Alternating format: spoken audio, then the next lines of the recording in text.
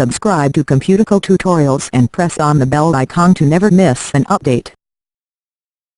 Hello guys, welcome back to Computico tutorials. This is our 7th video in the learning of HTML and CSS. If you haven't subscribed to our channel, please subscribe to it. A like would also be appreciated.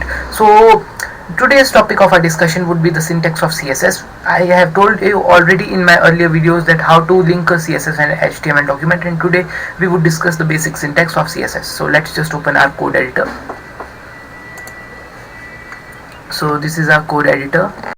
Let's put it H1. We would apply our CSS to this. We will style this thing. Let's write down CSS. Let's close this tag. Now let's go to style.css. So there are three basic things in CSS. The first one is selector. Selector stands for on which particular thing of the HTML document do you want to imply the style. So for now our selector is H1.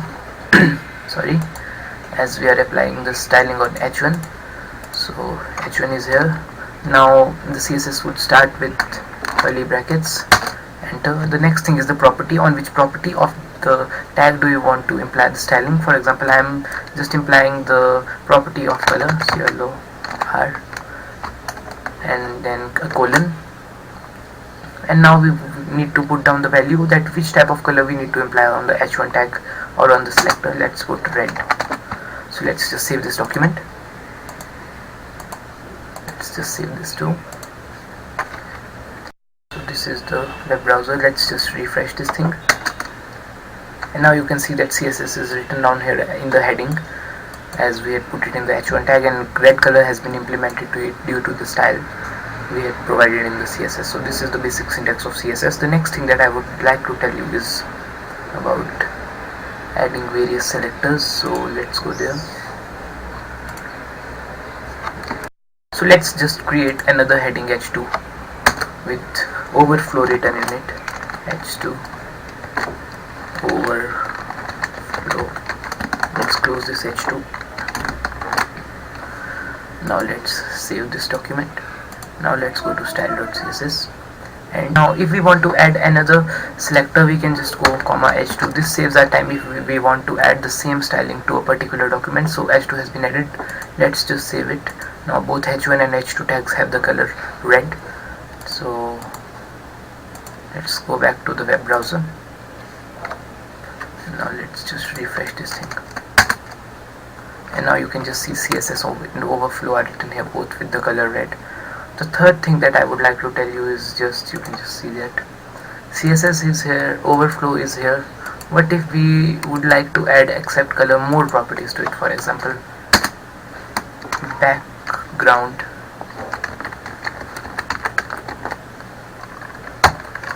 color. So we can just go and we can implement 2, 3, 4, 5, 6, any number of properties that we want to in any in the tags of selector. So let's just put green here, or it would look a little bad. Let's just close it. Let's just save this file. Let's go back,